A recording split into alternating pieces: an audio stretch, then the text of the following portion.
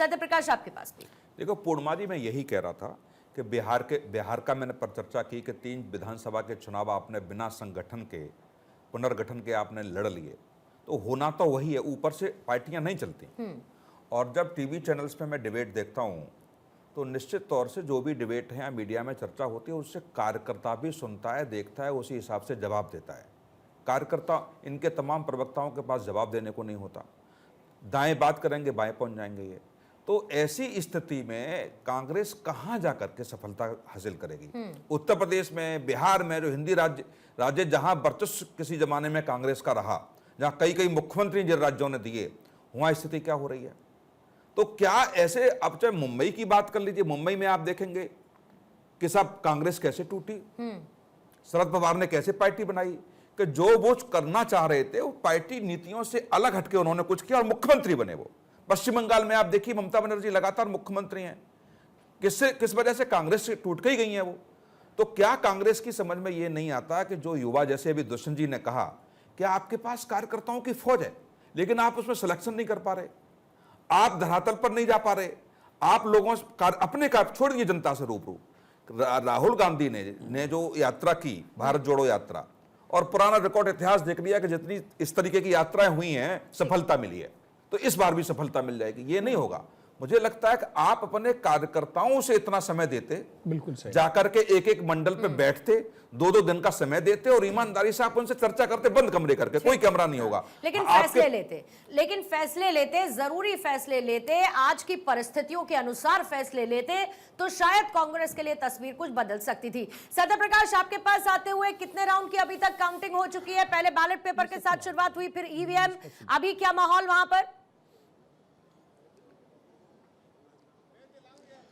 बिल्कुल, देखिए वार्ड क्रमांक 1, 2 और 3 की जो है मतगणना चल रही है। वार्ड क्रमांक 1 में रेखा राम यादव की जीत हुई है, जबकि वार्ड क्रमांक 2 में बीजेपी कैंडिडेट तेजस्वी घोषालकर की जीत हुई है। तेजस्वी घोषालकर शुरुआती दौर में, देखिए पहले तस्वीरें देख लीजिए, किस तरह जय श्री राम के जय घोष के साथ तमाम कार्यकर्ता अपने अपने जीते हुए उम्मीदवारों के लिए यह जय श्री राम का घोष करती हुई नजर आ रही है। तो तमाम कार्यकर्ता हर एक दल के यहाँ देखिए, कोई बाला साहब ठाकरे की विजय कर रहा है, तो कोई जय श्री राम की जय घोष कर रहा है।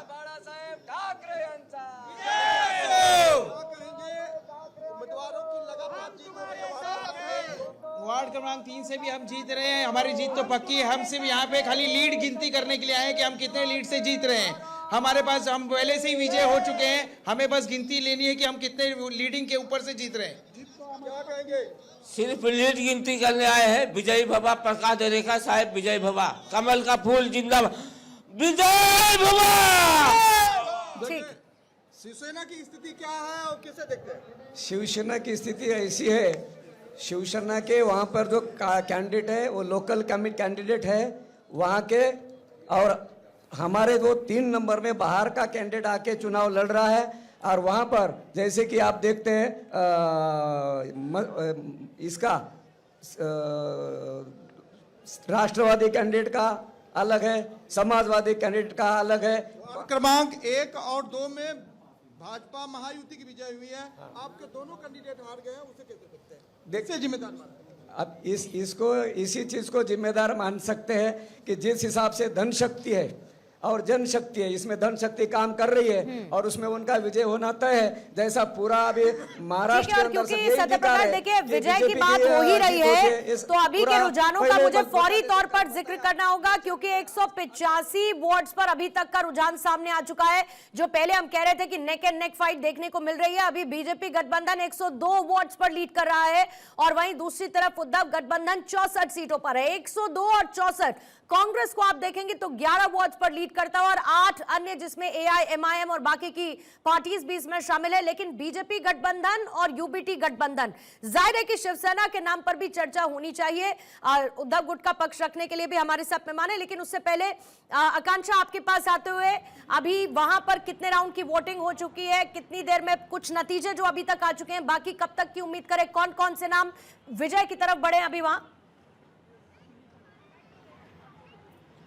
अभी अगर हम देखें तो अभी तक यहाँ पर 4 राउंड की गिनती हो चुकी है और अभी 5वां राउंड यहाँ पर चल रहा है। वार्ड नंबर 36 की अगर मैं बात करूं तो बीजेपी इस वक्त वार्ड नंबर 36 से आगे चल रही है और अगर वार्ड नंबर 37 की मैं बात करूं तो यूबीटी इस वक्त आगे है। हालांकि यहाँ पर जश्न मनाया जा रहा है, मैं वो तस्वीर आपको नहीं दिखा पाऊंगी क्योंकि मैं काउंटिंग सेंटर के इस साइड हूँ और ठीक मेरे पीछे मैं कोशिश जरूर करूंगी कि एक बार आपको तस्वीरें दिखा पाऊं। तो गेट के उस साइड जश्न मनाया जा रहा है क्योंकि धीरे धीरे अब जो बीजेपी का प्रत्याशी है वार्ड नंबर 36 से वो जीत की तरफ आगे बढ़ते हुए, उधर यूबीटी की बात करूं तो यूबीटी के कार्यकर्ता भी यहां पर मौजूद है क्योंकि वार्ड नंबर 37 से यूबीटी के कार्यकर्ता इस वक्त आगे बढ़ते हुए फिलहाल नजर आ रहे हैं चौथे राउंड की गिनती में। कुल मिलाकर अगर आप मुंबई में देखेंगे 7 उम्मीदवार अभी तक विजेता घोषित किए जा चुके हैं, जिसमें से शिवसेना के 3 उम्मीदवार हैं। वार्ड नंबर 1 से रेखा यादव की जीत हो गई है, वार्ड नंबर 51 से वर्षा की जीत हुई है, वार्ड नंबर 163 से शैला लांडे जीती है और वार्ड नंबर 2 से तेजस्विनी घोसालकर जीती है, वार्ड नंबर 214 से अजीत पाटिल जीते हैं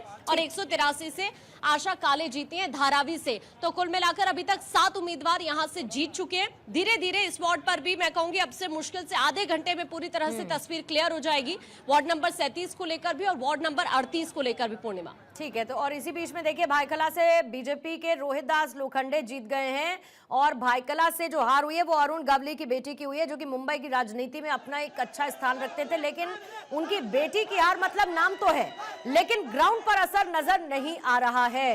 रत्नाकर सिंह साहब, ये बताइए कि अभी तक के जो रुझान जैसे देखने को मिल रहे हैं, अभी तक क्या होता था कि बीएमसी को लेकर स्ट्रीट पावर, लोकल लीडरशिप का प्रभुत्व या फिर उनका दबदबा ज्यादा रिफ्लेक्ट होता था, अभी आप वो देख रहे हैं रुझानों में या एक कॉम्बिनेशन देख रहे हैं कि केंद्र में बीजेपी की सरकार मतलब एनडीए की, फिर इधर आप आ जाइए महायुति की सरकार मुंबई में और फिर बीएमसी में भी लोग ये चाहते हैं कि ये ट्रिपल इंजन चले तो ज्यादा फायदा हो, इसका इंपैक्ट ज्यादा है क्या? देखिए पूर्णिमा जी, जहां तक बात बीएमसी चुनाव की है तो और महाराष्ट्र के विकास की है, मुंबई के विकास की है, तो निश्चित रूप से डबल इंजन की सरकार जो है मुंबई और महाराष्ट्र का विकास जो है अनवरत गति से करता रहा है और बहुत स्पीडली जो है वो विकास का पहिया आगे बढ़ रहा है। जैसा कि आप जानती हैं कि अटल सेतु, कोस्टल रोड और मेट्रो का जाल जो है हमने यहाँ पे बिछाया, हमने टोल मुक्त मुंबई किया है। तो अगर यदि हम लोग, जहां तक दिख रहा है आंकड़ा कि हमारी जो है जीत हो रही है और हम अगर जीत कर आते हैं और हमारा मेयर यहाँ पे बनता है तो निश्चित रूप से ये ट्रिपल इंजन की सरकार होगी और ट्रिपल इंजन की सरकार जो होगी तो और द्रुत गति से जो है वो आगे बढ़ेगी और मुंबई को विकास के रास्ते पर लेके चलेगी। दूसरी बात मैं आना चाहूंगा, अभी दुष्यंत नागर जी की मैं बात सुन रहा था और कांग्रेस के बारे में कुछ कह रहे थे। मैं आपको बता दूं कि आज देखिए राहुल गांधी जो है वो आरोप लगाने का काम कर रहे हैं। विधानसभा में उन्होंने कहा वोट चोरी का आरोप लगाया, हार का ठीकरा तो फोड़ना ही है ना किसी न किसी तरह से, और अभी कह रहे हैं कि स्याही जो है वो मिट जा रही है। मैं आपको पूर्णिमा जी बता दूं, मेरी स्याही जो है ये देख लीजिए, मेरी स्याही अभी दिख रही है यहाँ पे और ये तकरीबन 8-10 बार मैं हैंड वॉश कर चुका हूं कल से। और कल मैंने वोट जब भी किया, सोनी जी भी वहीं पे थे, वो प्रत्यक्षदर्शी रहे, हमने वोट किया और मैं ये बता दूं कि कोई भी स्याही नहीं मिट रही है। ये सिर्फ जिस तरह से वोट चोरी का इन्होंने आरोप लगाया उसी तरह से स्याही मिटने का आरोप लगा रहे हैं। स्याही नहीं मिट रही है, कांग्रेस का अस्तित्व तो मिट रहा है इस पूरे चुनाव में। और मैं तीसरी बात कहना चाहूंगा, दुष्यंत नागरकर जी कह रहे थे कि कांग्रेस की जो है नकारात्मक छवि नहीं होगी इस चुनाव के रिजल्ट के बाद। अरे भाई, कांग्रेस के पास खोने के लिए बचा ही क्या है? आज देख लीजिए, अगर किसी व्यक्ति पास खोने के लिए कुछ बचा नहीं रहेगा तो उसकी नकारात्मक छवि क्या ही बनेगी। ये डबल डिजिट में थे और अभी आपके स्क्रीन पे आंकड़ा जो दिखाई दे रहा है, आपको रिजल्ट आते आते ये सिंगल डिजिट में सिमट के रह जाएंगे। ये कांग्रेस की परिस्थिति है। भारतीय जनता पार्टी ने महाराष्ट्र की जनता के लिए, मुंबई की जनता के लिए एक सूत्री कार्यक्रम तो मतलब आप लड़ाई जो देख रहे हैं वो कांग्रेस से देख रहे हैं ना, क्योंकि उद्धव ठाकरे के साथ तो आपका संबंध और मजबूत संबंध तो बहुत लंबे समय से रहा है, भले ही अभी वो अलग लड़ रहे हो तो कहीं ना कहीं एक वो सॉफ्ट कॉर्नर तो है ही। तो आप असली लड़ाई देख नहीं रहे हैं उद्धव ठाकरे के साथ, आप तो असली लड़ाई फिर कांग्रेस के साथ ही देख रहे हैं ना।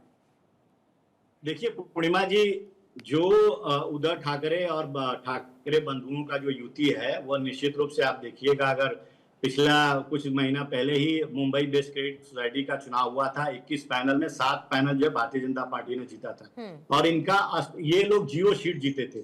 इनका अस्तित्व तो नहीं है, नकार दिया गया है। क्यों नकार दिया गया? उसका सबसे बड़ा कारण ये है कि ये जिस बीएमसी को अपनी जागीर समझते थे, जिस बीएमसी को ये अपना पारिवारिक बिजनेस समझते थे, जो 74,000 करोड़ का बजट है, जिसका जो एशिया का सबसे बड़ा नगर निगम है, जो 9 राज्यों से ज्यादा जिसका बजट है, आप समझ सकती हैं कि वह विकास कितना तीव्र गति से होना चाहिए, लेकिन हुआ नहीं। कहीं ना कहीं अगर इनका दबदबा था, शिव सैनिकों का दबदबा था, तो चुनकर भी तो फिर जनता ने ही भेजा था ना सर। जैसे अगर मान के चलिए कि आप गठबंधन में रहते हो, उधर से जो भी सीटें जीत रहे थे, पिछली बार 82 सीटें शायद आपकी थी अगर मैं गलत नहीं हूं, तो वो भी आपको जनता ने ही सौंपी थी। तो अगर इनका दबदबा रहा था तो वो भी जनता ने ही सौंपा था, और जनता के जनादेश को तो मैं मान के चलती हूँ कि बीजेपी सर्वोपरि रखती है, तो उसमें तो कोई इफ एंड बट है नहीं।